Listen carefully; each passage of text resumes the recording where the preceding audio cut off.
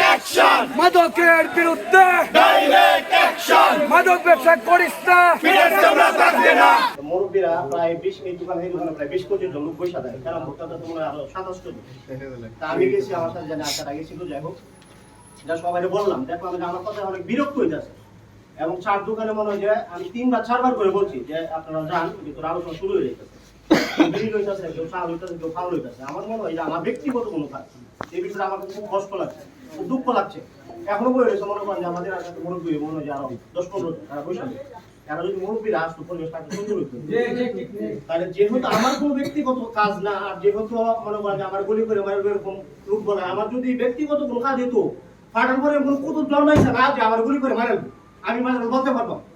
আর যেহেতু এলাকাতে সেন হয়েছি, আপনারা কেউ বলতে পারেন আইস পর্যন্ত আমি কোনো অনৈতিক কাজে জড়িত হয়েছি, কেউ চোখ পড়ছে অনৈতিক কাজে জড়িত না হয়, যদি চোখ না পড়ে তা আমি কথা বলবো না, বলবো কেনা যে সততার পরে যায় সে তো কথা বলবো, যে অসৎ ব্যক্তি সে তো কথা বলতে গেলে আটকে যাবো। আমি এত 10 টাকা 500 টাকা আঁকা পয়সা মাগি রে দোষী আটকে দিয়ে চলকে আটকে দেবো। আমি তো আমার মধ্যে বলতে পারি বুকে হাত দেয়, কারো কাছ থেকে 500 টাকা খাই নাই, আইস পর্যন্ত এতটুকু বয়স হয়েছে, কারোর সাথে আমাদের মতো বেদবি করি। এরপরে যারা ব্যবসা করতেছে তারা দেখা যায় যে আমাদের চেয়ারম্যান, মেম্বার বা এলাকার ঘনিষ্ঠ লোক, এর সাথে সুসম্পর্ক, মোটরসাইকেল দরবারও যা দরবারে বসে এবং কথা হচ্ছে, হাতে গোনা যদি 10টা-12টা এবার ব্যবসায়ী বা খাজা ব্যবসায়ী, তাদেরকে যদি আপনারা অ্যাভয়েড করেন, পাইলট করেন, তারা কি চাল পাইবো না?